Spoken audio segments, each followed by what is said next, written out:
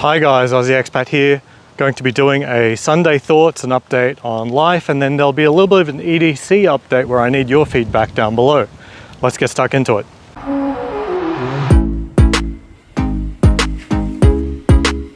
Just a quick word, if you are here for watch content, I do have a separate channel for that now. Please go over to that channel. It's on the description or in my channel description, where I've got other channels and stuff like that. So that's Aussie Expat Watches is going to be for the watch content. Aussie Expat 2, which is this channel, is just me talking to you. So last I left off, I was choosing between what I would do in terms of staying in Las Vegas or moving around, spurred by my landlord, honestly, in my opinion, giving either a completely incompetent read of the market and saying this is market value, or being predatory, thinking, oh, this guy's got a newborn, he's not going to want to move under any circumstance, so he's going to pay up and whatever I ask for. Subsequent to that, they have reduced the price a fair bit, but I still think it's above market, not by much. It's sort of negotiable, but it's clearly that they're, instead of holding a hard line, which was the impression the first time around, that they want to negotiate and come to the table, really. So it really came down to evaluating whether or not we wanted to move, what our plans were. Realistically, my son really needs to have us settle down in about 2.5 years before he goes to a real school. And so in the in-between time, we've really got 2.5 years to 3 years to figure out which city in America we want to settle down in. And so for us, we still have to try Texas, and we also have to try Florida. And we said, let's do all of the above. So our plan is to do Texas first. Logistically, it'll be much easier than getting to Florida. And the reality of Florida is it's a complicated place, as in there's a lot of places that you could choose to live in Florida and be happy. So we're gonna have to narrow that down and do a lot more research. Meanwhile, Texas, on the other hand, a little bit easier to choose from. There's not that many cities. And for us as tech workers, Austin makes the most sense. That's what we're doing. We're committing to moving. We're gonna try out these new cities. Now, we've not done anything that's irreversible, so we're keeping our options open. There's still a possibility we remain in Las Vegas with a reduced rental rate. Even if we really want to stay in Vegas, as I said, we probably should take that move into Spring Valley, save a little bit of money and reduce our commute from about 6 hours a week to about, 1.5. Spirits within the family are really up. My son really likes the idea of moving to Texas. My wife has packed up her piano, so she's already moved in her head. And I've done a lot of the logistics booking. So I've got an agent in Austin, I've got flights booked, got a rental car booked, worked out how the move's gonna go. Gonna be a 16-foot truck, that's booked. We'll drive the truck and our van at the same time. That way we've got 2 vehicles on the road. If anything happens to one, there's always the second, so we're not gonna be stranded somewhere.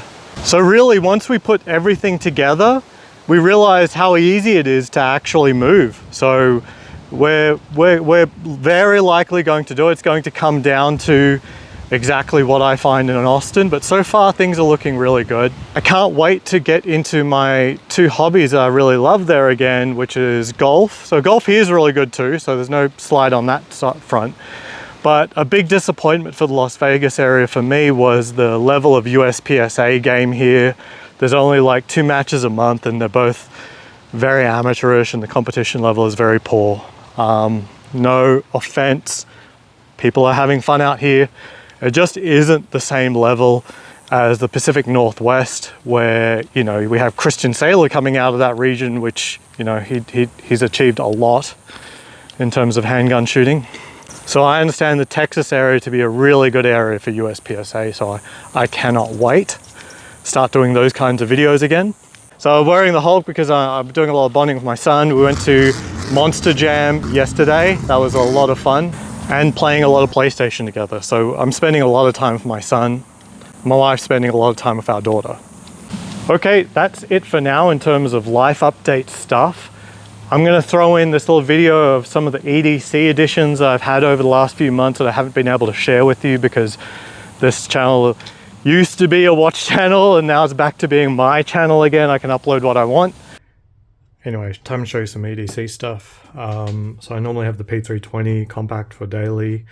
For deep or convenience, lightweight, I got the LCP, so no light, no extended or anything, just want to be minimal. Potential for pocketing, but more recently really need something for my wife to be able to carry 9mm in the car. As you knew a little while back, we did encounter a crazy here in Las Vegas, and did make us think about, you really do need something 9mm and on your person to be able to handle yourself and defend yourself around a car. Something that'll actually penetrate through glass and doors, which 380 won't. 380 is good for the street, but if you have to penetrate any objects before actually getting to your intended target, you really need something 9mm. So the obvious choice here is P365. Both my wife and I train with red dot, so having a red dot on here is really good. In general, SIG doesn't have the very best reputation for optics, but this Romeo Zero, as part of the package on the P365X, this is a reasonably good kit in terms of just the price. I mean, I don't mean it's solid and good to go. I'm evaluating, but basically it only cost $100 more. And if I wanted to try and get the slide and say a Holosun, that would cost like $300 to $400, and there's always a possibility of picking up a Holosun for about $100 less down the line. So I figure effectively I get to try out the Romeo Zero for free. So far so good. I like it. I like the quality of the dot and the adjustment and how it looks and how it conceals. I don't see any issue with it. Out of this 365X, I was getting less than a 1-inch group at 10 yards. So that's very, very good. And that's with the self-defense rounds and with target ammo as well. I found the SD rounds at, the 147 grain HSDs, about an inch high, and the target ammo about an inch low. So that's really good. Decided to go the Enigma.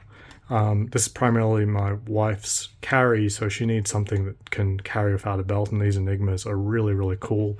But they also allow a really interesting deep carry option, because people are always looking for your belt line for where the gun is, but with the Enigma you can carry underneath. So let me know in the comments down below if you want to see actual carry options, deep concealment options with the Enigma rig.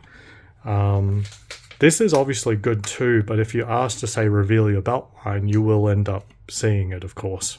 The obvious example would be if you're going through some sort of metal detector or something like that. You want to be able to carry in places you're legally allowed to, but maybe you have to defeat some level of detection. So you can do your Dickens thing, so you can be that concealed carrier who carries where he's allowed to legally, and is there to protect themselves and maybe others. The other update in EDC is I've had this steel bolt action pen for quite a while from Bastion. I don't think this is a terribly great brand, but this is a quality product of Parker refill. Very nice. You can't even see the seam line where that actually splits, but it does, to be able to take the refill. But it is very heavy in steel, and I do have titanium rings and titanium watches, and this is a titanium version. Very high polish. I'm guessing it's like grade 5 titanium, because of just the level of finishing on it. It seems to be quite nice. And it weighs as much as a plastic pen, but it is not plastic. So that's very cool. The only other thing from EDC I've never shown anyone before is I've started getting into fragrances, and none of these are expensive. They're all pretty entry level except for a few clones. And let me know if you want to know more about fragrances and that sort of thing, including these clones of much more expensive fragrances. I'm not really into fake watches, but I kind of feel differently about something that's literally consumable. So let me know if that's something you want to hear about down below. Another EDC item is this new hat, a new Tudor hat I was gotten for free. Oh, what are these spots? Gotta make sure these come off. I'm wearing hats more because I've kind of given up on my hair. Alright guys, so that was my EDC update. You let me know, out of the things in my new EDC, what you want to see. Honestly, I think the Enigma is really a game changer. All right, until next time, see you around.